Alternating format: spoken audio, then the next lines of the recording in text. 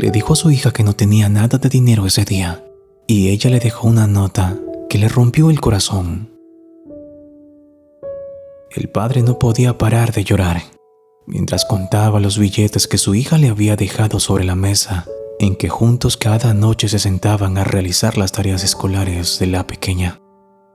Gabriel sentía como un nudo se oprimía en su garganta.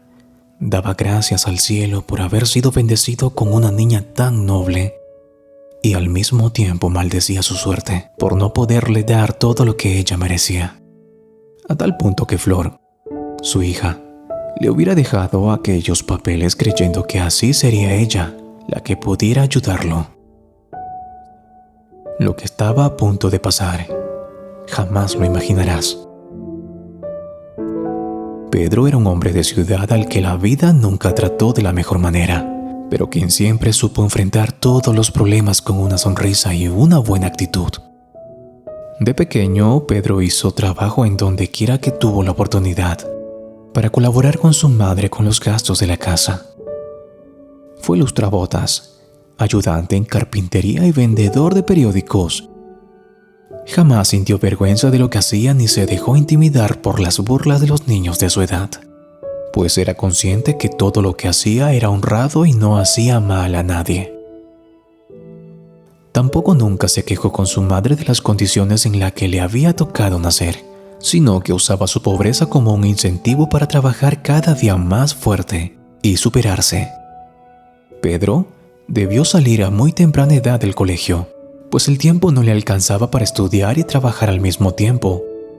Pero ni siquiera ello acabó con su buena actitud, que se mantenía a pruebas de adversidades. El niño comenzó a vender dulces en los buses del sistema público de su ciudad, y sagradamente entregaba cada noche a su madre la totalidad de las ganancias recolectadas durante el día. Pero Pedro no pensaba quedarse toda la vida como un vendedor ambulante, sino que soñaba con que llegaría el día en que él tendría un empleo en el que le permitiera ganar lo suficiente para decirle a su madre que no trabajara más, pues él ahora se encargaría del hogar. Y ese día finalmente llegó. Pedro tenía alrededor de 20 años. Él no lo sabía, pero una de las personas que constantemente le compraba sus dulces era un prestigioso profesor universitario que, aunque usaba transporte público por sus convicciones políticas, gozaba de una fortuna bastante considerable. Sin familia, aquel hombre entrado en años comenzó a ver a Pedro el hijo que nunca tuvo, hasta que finalmente se animó a ofrecerle un trabajo. Él ya se estaba haciendo viejo para estar al pendiente de su casa, que era demasiado grande, y estaba necesitando a alguien que se instalara en ella de manera permanente para que la cuidara mientras él se encontraba en la universidad y para que mantuviera limpio y podado el amplio jardín de la morada.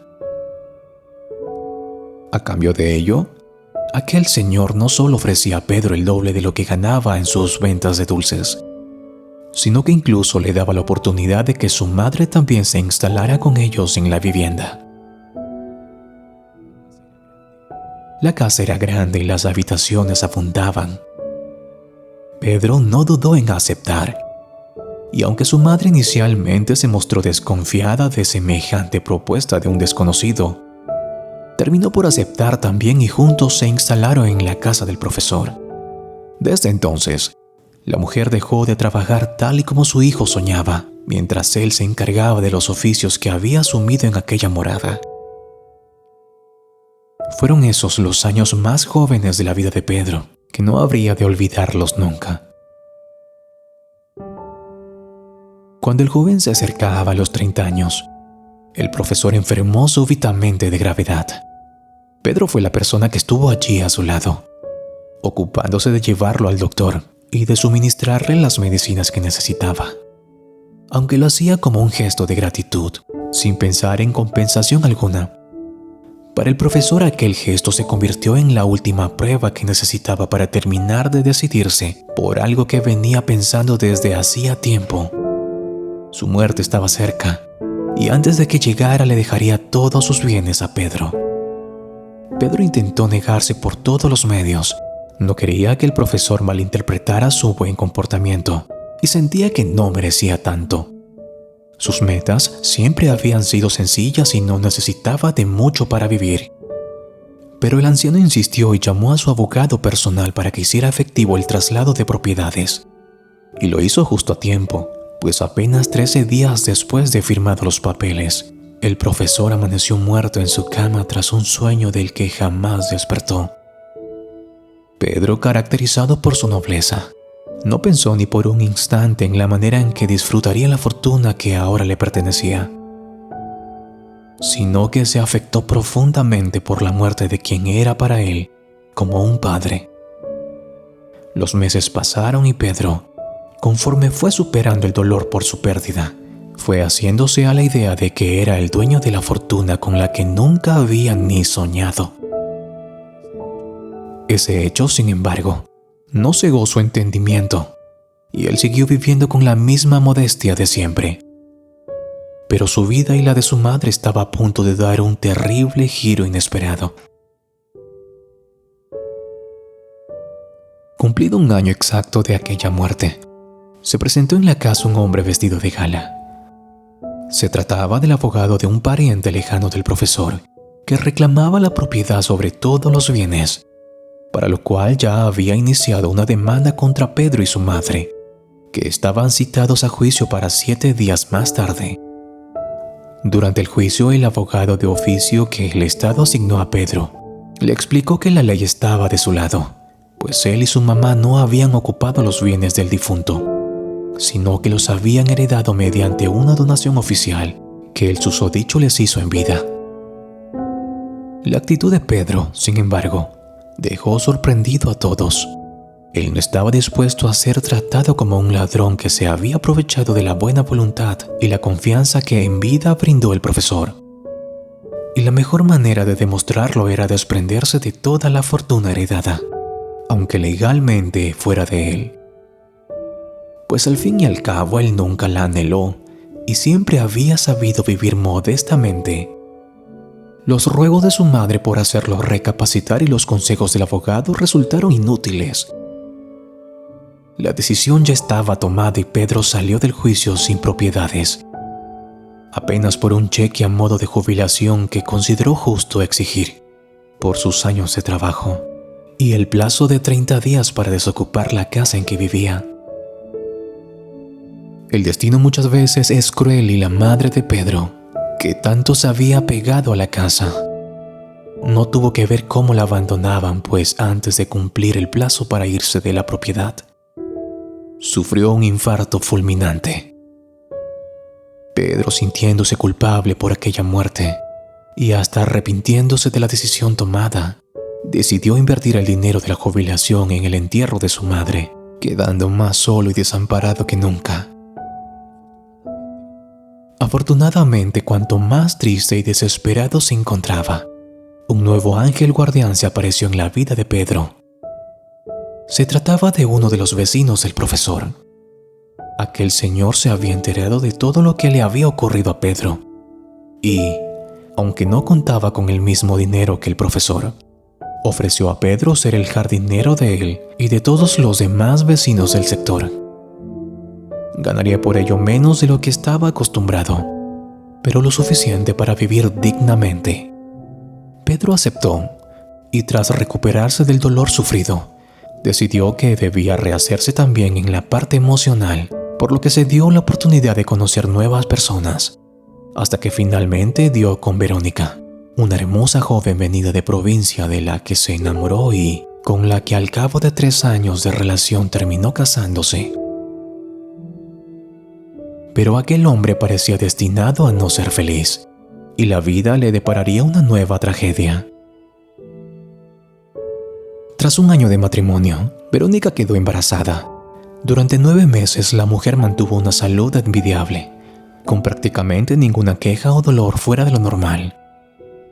Pero al momento de dar a luz, el parto se complicó de tal manera que el doctor salió de la sala de operaciones, comunicándole a Pedro que debía escoger entre la vida de su esposa o la de su hija. Devastado una vez más, el hombre tomó la que siempre consideró la decisión más difícil de su vida. A sabiendas de que también su mujer lo hubiera querido así, escogió a su hija, que en honor a su madre sería bautizada con el nombre de Verónica. Aunque la muerte de su mujer fue un golpe más duro que la del profesor y la de su madre, fue al mismo tiempo de la que mejor pudo recuperarse Pedro, pues ahora contaba con un motivo muy importante para vivir, que le impedía echarse a la pena y lo obligaba a seguir adelante. Conforme pasaba el tiempo, la pequeña Verónica demostró ser un pequeño ángel en la vida de Pedro, capaz de comprenderlo en su sencillez e incapaz de pedirle más de lo estrictamente necesario. Nunca se quejó por nada y siempre estaba dispuesto a brindar una mano amiga a su padre. Cierta ocasión, cuando la niña tenía 7 años cumplidos, tomó por primera vez conciencia de que se avecinaba el cumpleaños de su padre y quiso tener un detalle con él. Como no tenía dinero para comprarle nada, por primera vez en su corta existencia se atrevió a pedirle a Pedro que, con mucho dolor y poco efectivo, se vio en la penosa obligación de decirle que estaba corto de dinero. Esa misma tarde, al llegar a casa, antes de que su hija regresara del colegio, Pedro encontró sobre una pequeña mesa varios dólares de papel y una nota de la niña en la que le decía: «Papá, te dejo algo de dinero». Los dólares no solo no eran la moneda de aquel país, sino que no eran de verdad.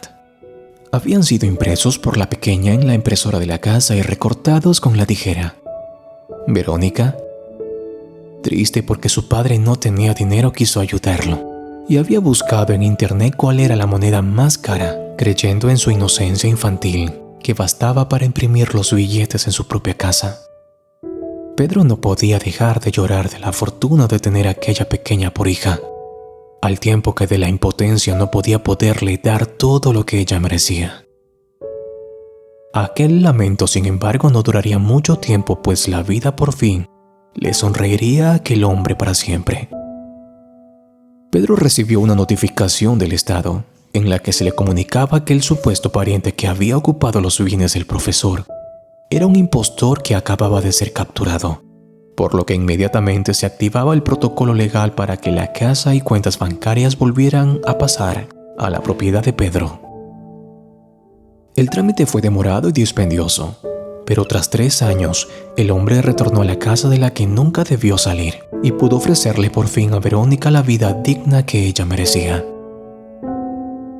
Si el vídeo te gustó, no olvides darle like y dejar tu opinión en la caja de comentarios. Suscríbete para conocer más historias como esta y compártelas con tus amigos. Yo soy Max y nos vemos hasta la próxima.